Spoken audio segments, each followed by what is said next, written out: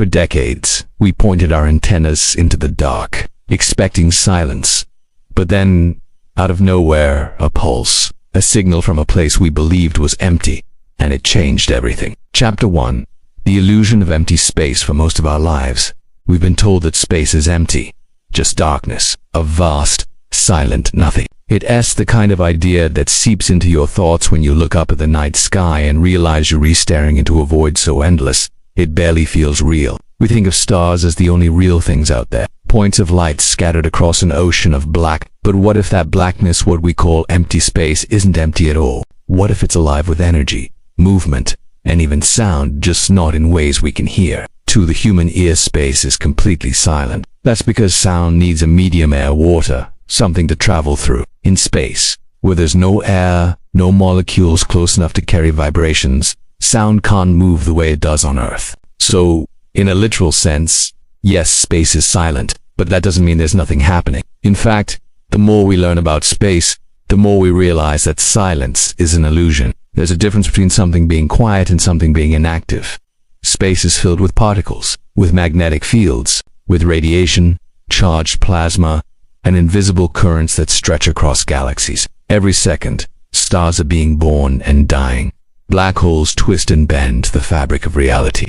Entire planets crash into each other, but none of that makes a sound we can hear. It all unfolds in silence until we start to listen in a different way. Instead of sound, scientists have learned to listen to space using radio waves. These are not sound waves, but electromagnetic ones similar to light, but at a lower frequency. With the right tools, radio telescopes can detect these waves and translate them into data, and sometimes into sound. This is how we hear space, not with our ears, but with instruments designed to detect the invisible. What we find when we listen this way is fascinating. Space hums, it crackles, it pulses. Sometimes it sings in regular rhythms, like a heartbeat. Other times, it screams in sudden bursts. These signals come from a wide range of sources: spinning neutron stars, solar flares, galaxies colliding millions of light years away.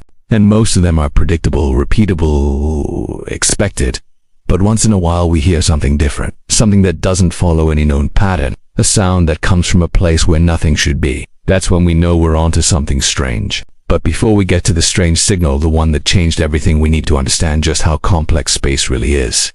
Take the idea of empty space again. Even in the quietest parts of the universe, there's something called the cosmic microwave background radiation. It's the leftover heat from the Big Bang, spread thin across the entire cosmos. It's faint, but it's everywhere. A constant reminder that space isn't dead, it's just subtle. There are also magnetic fields that stretch across entire galaxies. You can't see them, and you can't feel them, but they shape how stars form, how cosmic rays move, even how galaxies evolve.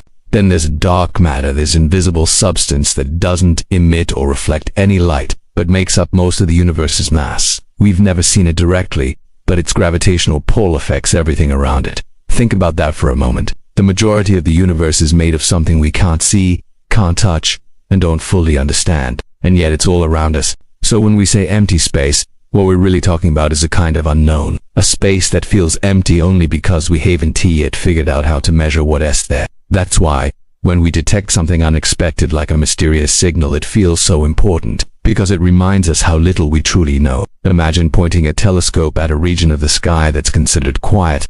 Nothing there, no stars, no planets, no activity, just blackness. And then, out of nowhere, a signal appears, strong, sharp, and utterly unexplained. That's what happened. That's the mystery that this story is built on. But before we dive into the signal itself, it's important to understand that this isn't a one-time event. It's part of a bigger pattern, one we've only just begun to notice. Throughout the last few decades, astronomers have recorded dozens of unexplained radio bursts from deep space. Some last just milliseconds. Others stretch a bit longer. Most of them come and go without warning, and many are never heard again. These are called fast radio bursts, or FRBs. We still don't know exactly what causes them. Some might be natural collapsing stars, merging neutron stars, or magnetars. Others ... We're not so sure. But what all these discoveries have in common is simple. They remind us that space is far from silent. It's constantly speaking. The question is, are we listening? This chapter isn't meant to give you answers. It's meant to shift your perspective, to prepare you for what comes next. Because once you understand that space isn't empty, that silence doesn't mean nothingness, then you're ready to hear the strange, one-time signal that came from nowhere. A signal that scientists still can't explain, and a signal that might have come from someone or something out there. And even if it didn't, even if it was just noise or coincidence, it still matters, because it reminds us that the universe is full of surprises, full of mysteries we haven't solved, and full of sounds we haven't learned to hear yet. That's the real story. The signal is just the beginning. What it means, what it says about us, is something we'll explore next. Chapter 2. The mysterious signal. The signal came on a quiet night. No fanfare, no warning. Just a sudden burst, buried in the data stream of a radio telescope pointed at nothing in particular. It was picked up once, never repeated. And yet, that one moment was enough to send shockwaves through the scientific community. This wasn't the first strange signal we've ever received from space. But there was something different about this one. Something that didn't fit, that couldn't be filed away neatly under natural phenomena or equipment error. It stood alone. A single, sharp pulse, narrow in frequency, strong in intensity, and oddly precise. No static, no scatter, just a clean, isolated transmission. The kind of thing that made even the most skeptical scientists pause and stare. The signal came from a direction in the sky that, on paper, was empty. No nearby stars, no known galaxies, no expected sources of interference. It was a dead patch of sky. And yet, there it was, a burst of radio energy that lasted just a few seconds, then vanished. The telescope operators triple-checked their equipment. Everything was functioning normally. No software glitches, no power surges, no satellites passing overhead. The signal hadn't come from Earth, it had come from deep space. This wasn't the famous WOW signal from the 1970s, though that event shares similarities. It wasn't an FRB either, not exactly. FRBs tend to be chaotic, messy, difficult to isolate. This was different. This signal was clean, structured, and hauntingly deliberate. It had the characteristics of a transmission, not an explosion. It felt like it was trying to say something, or maybe that's just what we wanted to believe. Scientists love data.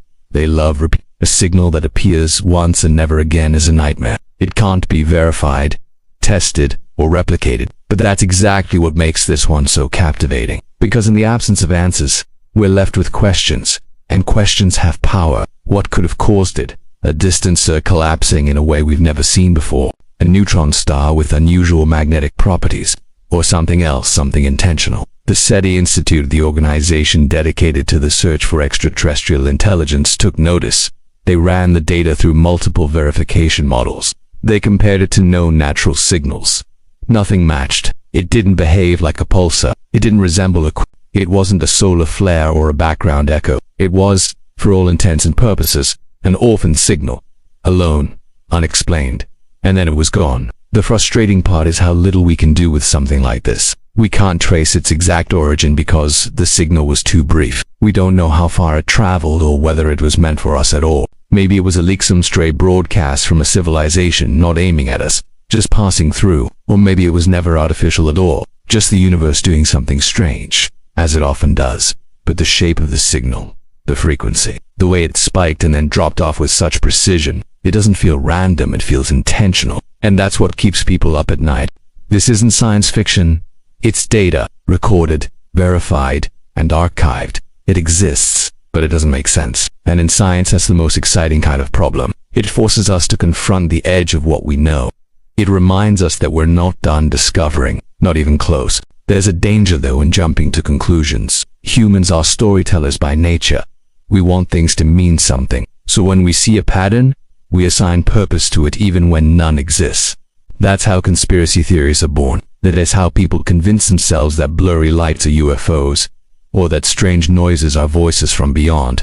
But not every mystery needs an answer. Sometimes, the value lies in the not knowing, in the possibility. And this signal, it gave us a possibility. It cracked open a door we thought was sealed shut. Because if it wasn't natural, and it wasn't from us, then what else is left? The truth is, space is full of noise. It's messy, complicated, full of overlapping sources, distortions, and echoes. But even in that chaos, our instruments are getting better at picking out the unusual, the singular, the things that don't belong. And this signal didn't belong. It didn't come from a place we expected. It didn't follow a pattern we recognized. It didn't show up again. and yet it felt like a message.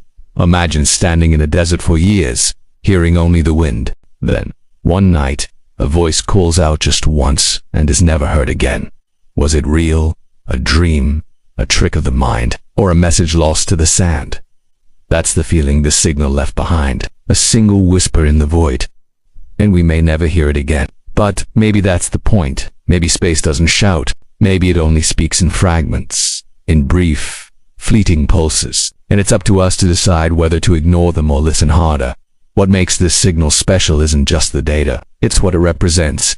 A crack in the wall. A reason to look closer. A reason to keep searching. Because if this was a message, then it means we're not alone.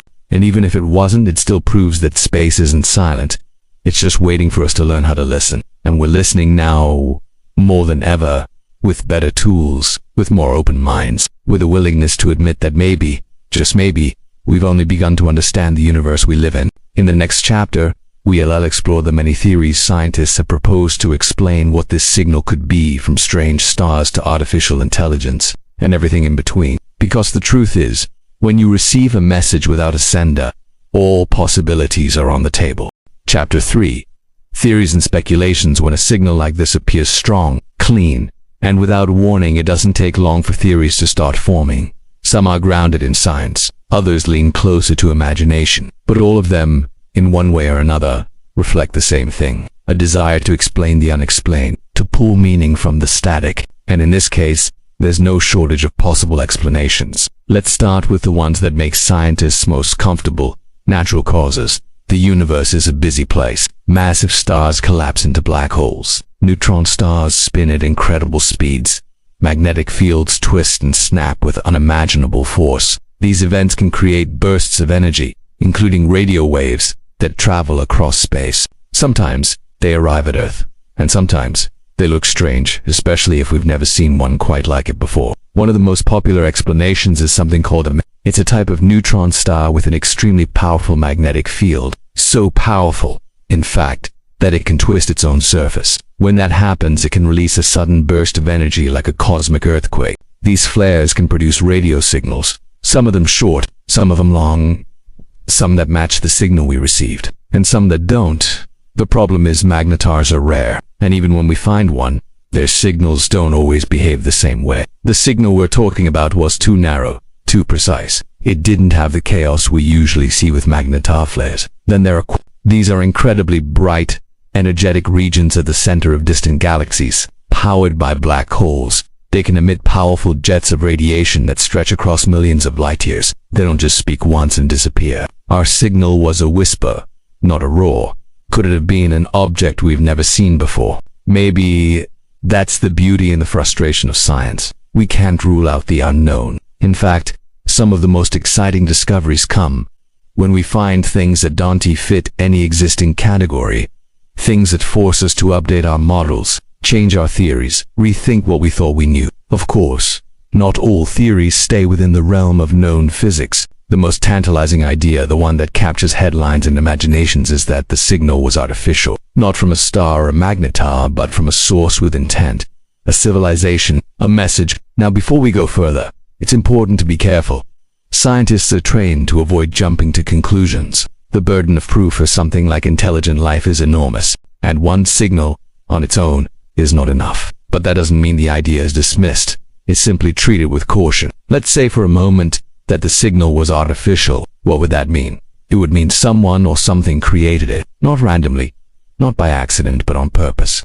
It might have been a test, a beacon, a piece of technology transmitting on a narrow frequency. Maybe it wasn't meant for us. Maybe it leaked out from a system far away, never intended to be found. Or maybe it was meant to be heard. In the search for extraterrestrial intelligence, known as SIG, scientists often talk about two types of signals: intentional and unintentional. An intentional signal would be something like a hello sent across the stars, maybe on a universal frequency, like the hydrogen line, which is common throughout the cosmos. An unintentional signal, on the other hand, would be more like our own broadcasts, TV signals, radar, technology that leaks into space without meaning to. If another civilization exists, and if they've developed radio technology, it's possible we've just picked up their version of static, a piece of background noise from their daily life. But that leads to more questions. If the signal was artificial, why did it only happen once? Why haven't we heard more from the same direction? Why haven't they responded? One theory is that they did respond, but not to us.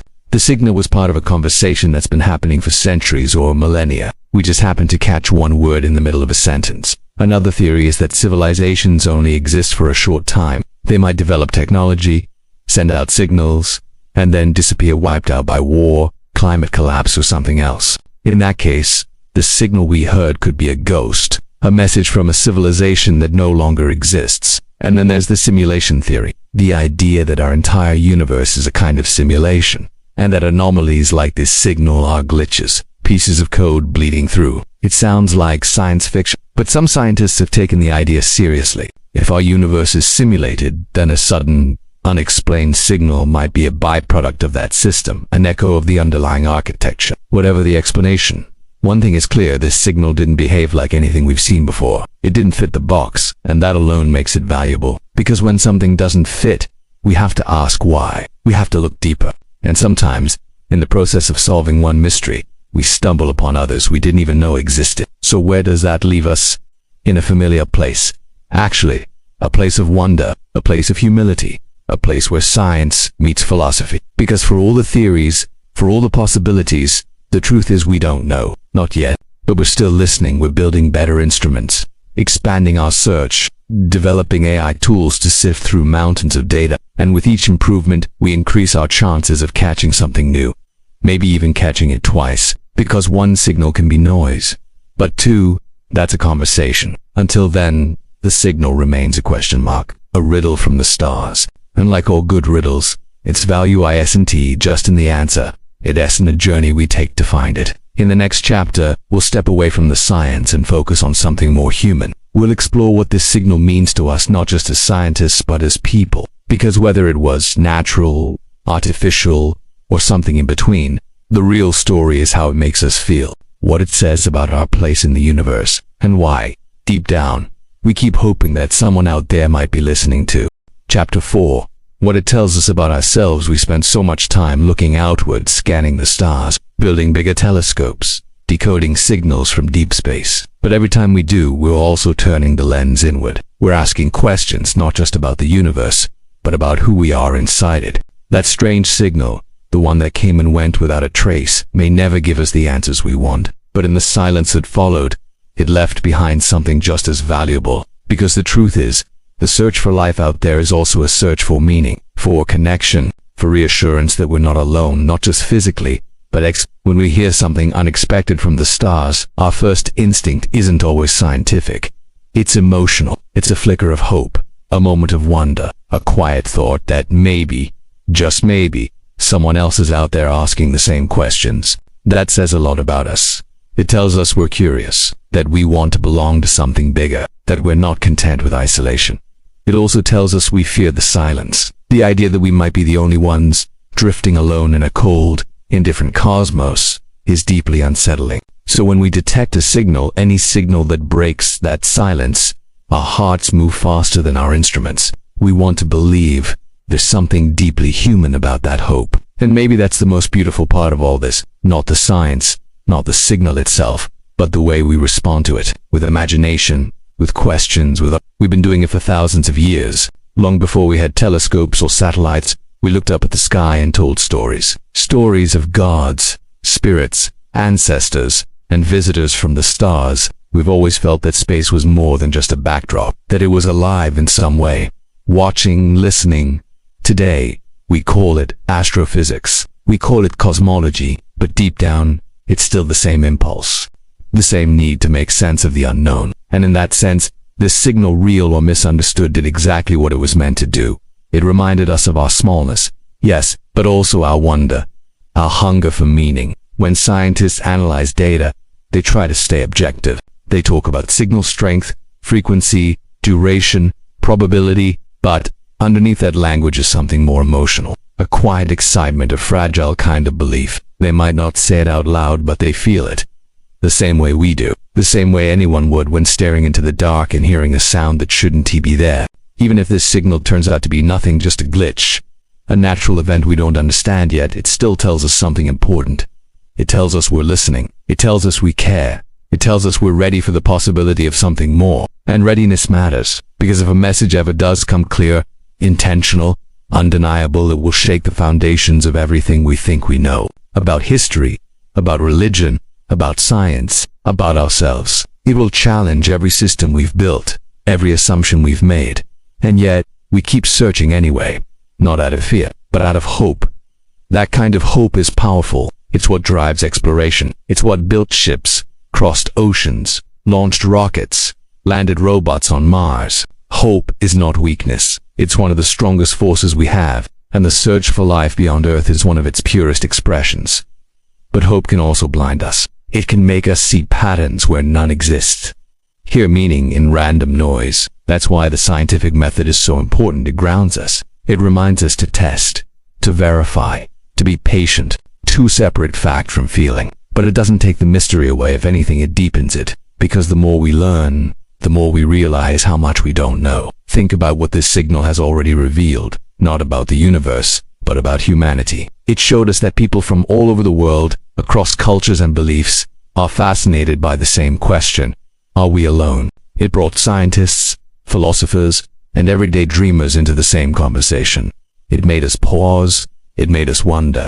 And wonder is where discovery begins. In some ways, the signal brought us closer together, not in a dramatic science fiction way, but in a quiet, reflective way. A shared moment of possibility. A whisper that said, "You're not the only one who's been listening." It also reminded us of something else, that we're fragile, that we live on a tiny planet orbiting a small star in a vast, mostly empty expanse. We build stories and cities and systems, but in the grand scale of things, we are so very small. And yet, that smallness doesn't diminish us. It makes what we do even more meaningful, because we're not just surviving, we're reaching, we're asking, we're listening.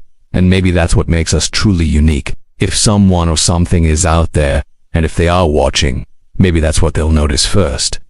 Not our technology, not our mistakes, but our questions, our longing, our ability to wonder it all. So even if this signal never returns, even if we never decode its source, it still leaves behind a gift. It reminds us that silence is not the end, that mystery is not failure, that the unknown is not something to fear, but something to follow. Because when we follow it, we learn more about ourselves than we ever expected. In the next chapter, we return to where this story began. With the signal itself, we'll revisit that moment when the silence broke and explore what it means now, after everything we've uncovered, because the universe may have gone quiet again, but the echo of that signal is still with us. And once you hear something in the dark, even once, you never hear silence the same way again. Chapter 5. The silence. After the signal came nothing, no follow-up, no echo, no second transmission. Just a return to the deep, familiar silence we'd known before. It's as if the universe whispered something, then went quiet, leaving us to wonder whether we really heard anything at all. And that silence, in many ways, is louder than the signal itself. Because it stays, it lingers. It waits with us in the dark, and every time we point our instruments back to that spot in the sky, we're hoping for just one more sound, just one more moment. But it hasn't come. Not yet. The silence is not empty. It's full of tension, full of potential. It's a waiting room, not a void. And that changes how we see everything. Because now we know that space is not as quiet as we once believed. We've seen it speak, if only for a second. And even if we don't know what it said, we know that it can speak. That's enough to shift the way we listen. To make us more alert, more patient, more open. Some people see the silence as disappointment, a false hope, proof that the signal was meaningless. But maybe it's not a failure. Maybe it's part of the message, a reminder that we're still early in the story, that not every question has an answer right away, that some things take time. The universe doesn't move on our schedule, it doesn't owe us clarity, but it does reward persistence.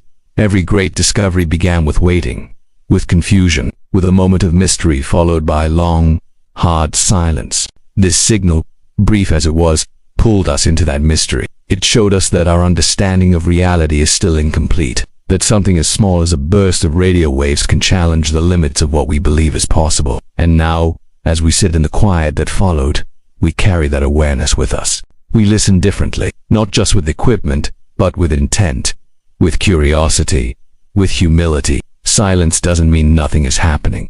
In music, silence creates space for meaning. In conversation, it adds weight. In space, It can be the background to something we're not yet ready to hear. We used to think that silence was the default state of the universe, but now we know better. Silence is not the absence of sound, it's the presence of possibility. Every quiet moment between signals is a canvas waiting to be filled. So what do we do with this silence? We keep listening. We refine our tools. We expand our search. We look not only for repeating signals, but for patterns we haven't learned to recognize yet. We ask new questions. We let ourselves imagine new answers. And most of all, we stay present. Because in this work, presence matters. Patience matters. The ability to sit with the unknown without rushing to solve it, that's how real discoveries are made. The silence also forces us to look inward again, to examine why we care so much, why we listen in the first place. And the answer is simple. We want to know who we are. We want to know if we're alone. And not just in space, but in our thoughts, our dreams, our fears. The silence after the signal doesn't just challenge our science. It challenges our imagination. It asks us what we're willing to believe, what we're willing to hope for, and how we respond when the answer doesn't come right away. That's what makes this story different from the usual tales of space exploration. There's no clear resolution, no dramatic reveal, just a moment that came and went, and the quiet that followed. But sometimes, those are the stories that stay with us longest. The ones that don't give us answers, the ones that leave room for wonder, because wonder has its own gravity. It keeps pulling us forward. It keeps us looking up. The universe may not speak often, but when it does, even briefly, it changes everything. It shifts our sense of time, of scale, of purpose, and that's what this signal did. It didn't prove anything, but it reminded us that something is out there, moving, shaping, breathing, in a way we don't yet understand. And maybe, just maybe, it reminded us that we're part of that something too. In the end, this isn't just a story about a signal, it's a story about how we respond to silence. Do we retreat into certainty? Or do we lean into mystery? Do we close the door? Or do we leave it open? Just a crack, in case something else comes through. I'd like to believe we leave it open. That we keep watching. That we stay curious. Because even if nothing ever comes again, even if the universe stays quiet forever, there's meaning in the listening. There's dignity in the question. There's beauty in the silence. So the next time you look up at the night sky, try to remember this. You're not just seeing stars. You're looking into a vast, unfolding story. One that's still being written. One that we're all a part of. And somewhere, deep in that darkness, a single note once played. A signal that came from nowhere. Said nothing we could understand. And disappeared. But it changed how we hear the silence. And that might be enough. The universe still has secrets. And maybe, just maybe, the next signal is already on its way. If this story moves something in you, stay with us. Like, subscribe, and tell us, what do you think we really heard that day?